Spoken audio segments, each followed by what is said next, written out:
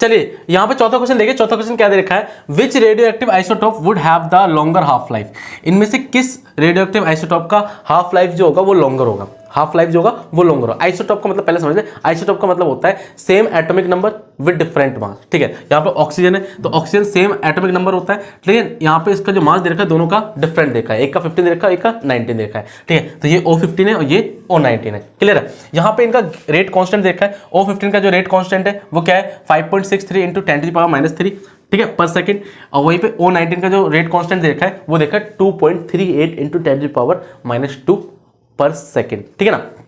अब यहाँ पे सही से समझना कि जिसका रेट कांस्टेंट ना कम होता है, जिसका रेट कांस्टेंट लेस होता है, ध्यान सुनना, जिसका रेट कांस्टेंट लेस होता है उसका रेट ऑफ डीके जो होगा, ऑक्सीजन क्या होता है, ऑक्सीजन से क्या होता है, डीके होता है, सडन पैदा होती है, ठीक है, उसका रेट मतलब रेट ऑफ डीके जो होगा वो स्लो होगा। जिसका रेट कांस्टेंट कम होगा उसका रेट ऑफ डीके जो होगा वो स्लो होगा, ठीक है। अब यहाँ पे आपको ये नोटिस करना है कि रेट कांस्टेंट किसका कम है, ठीक है। तो यहाँ पे देखो ये 10⁻³ है, मेन तो पावर होती है ना, ये 10⁻³ है, ये 10⁻² है, ठीक है। तो रेट कांस्टेंट इसका कम है, ठीक है, तो रेट कांस्टेंट इसका कम है, तो रेट ऑफ डीके जो होगा वो इसका स्लो होगा। और जिसका रेट ऑफ डीके स्लो होता है, ध्यान सुनना, जिसका रेट ऑफ डीके स्लो होता है उसका हाफ लाइफ जो होता है वो लॉन्गर होता है, ठीक है। तो अकॉर्डिंग टू इसके O15 जो होगा वो क्या होगा, उसका हाफ लाइफ जो होगा वो लॉन्गर होगा, ठीक है ना। तो इसका आंसर क्या होगा, ए। अब यहाँ पे पांचवा क्वेश्चन देखना, पांचवा क्वेश्चन क्या दे रखा है, the molar conductivity of CH3COOH at infinite dilution is 390 siemens centimetre square per mole, ठीक है। यहाँ पे आपको मोलर कंडक्टिविटी CH3COOH बोलते हैं एसिटिक एसिड की मोलर कंडक्टिविटी दे रखी है, कितनी देखिए 390 siemens centimetre square per mole, ठीक है ना। Using the graph and given information the molar conductivity of CH3COOK is, ठीक है। तो इस ग्राफ और इस गिवन इंफॉर्मेशन के बिहाफ पे आपको CH3COOH का मोलर कंडक्टिविटी क्या करना है, फाइंड करना है, क्लियर है। चलिए तो इसका मोलर कंडक्टिविटी कैसे फाइंड करते हैं, ध्यान से सुना कि यहाँ पे देखना, इसके मोलर कंडक्टिविटी को फाइंड करने के लिए यहाँ पे देखो ये मोलर कंडक्टिविटी दे रखी है, ठीक है, इधर साइड मोलर कंडक्टिविटी दे रखी है, ठीक है। तो ये HCl की मोलर कंडक्टिविटी कितनी रखी है, HCl की जो मोलर कंडक्टिविटी दे रखी है, HCl की जो मोलर कंडक्टिविटी जो दे रखी है वो दे रखी है 425 सीमेन सेंटीमीटर स्क्वायर पर मोल, ठीक है बच्चों। और वहीं पे आपको KCl की जो दे रखी है, KCl की जो आपको मोलर कंडक्टिविटी जो दे रखी है वो क्या दे रखी है, KCl पोटेशियम क्लोराइड की जो दे रखी है वो दे रखी है 150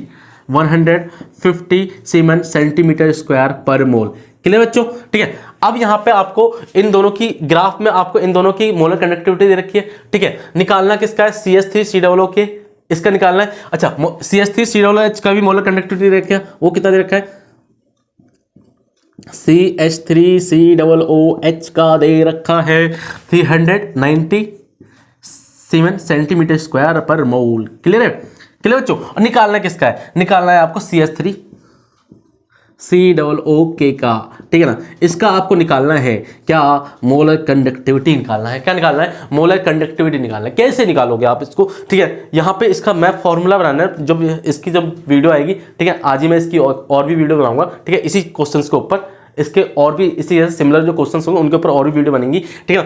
तो अब इसका आपने मोलर कंडक्टिविटी कैसे निकालेंगे वो मैं बता रहा हूँ, ठीक है। देखो CH3COOH का मोलर कंडक्टिविटी, ठीक है, ये फॉर्मूला कैसे बनता है ये तो आप लोगों जिन्होंने पढ़ रखा है उनको पता होगा, जिन्होंने नहीं पढ़ रखा है वो यहाँ पे देख ले, ठीक है ना। Equal to CH3 molar conductivity of acetic acid, ठीक है, जो दे रखा है, ठीक है। ध्यान रखना कि आपको K ज्वाइन करना है ना, K ज्वाइन करना है, ठीक है, तो K ऐड होगा, ठीक है। और Cl यहाँ पे आपको H माइनस करना है, K ज्वाइन करना है तो K ऐड होगा, और H माइनस करना है यहाँ से आपको, इसमें से आपको H माइनस करना है, ठीक है, ये दे रखा है ना, ठीक है, तो H माइनस करना है तो ये माइनस में जाएगा, ठीक है। जिन बच्चों को पता है, जिन बच्चों ने सीख रखा है, ठीक है, उनको आता होगा, ठीक है। ये नहीं भी आता है तो आप टेंशन मत लेना, मैं करवाऊंगा, ठीक है ना। अच्छा यहाँ पर देखना CH3COOK का जो मोलर कंडक्टिविटी होगा वो होगा CH3 molar conductivity of acetic acid plus molar conductivity of KCl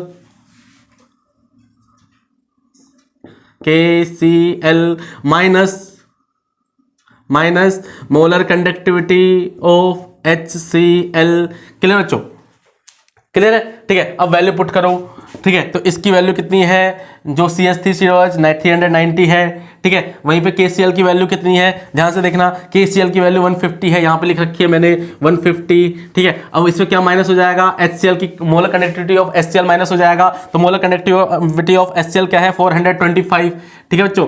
तो जब इसमें ये माइनस कर दोगे तो इसका आंसर क्या होगा 390 और माइनस 390 प्लस 45 150, तो ये हो जाएगा 0 9 5 14 4 हासिल 1 3 1 4 1 5 540 minus 425 equal to 115 siemens centimetre square per मोल।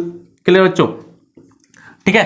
तो ये आपका इसमें से कौन सा आंसर होगा, ये बी आंसर है। क्लियर है, चलिए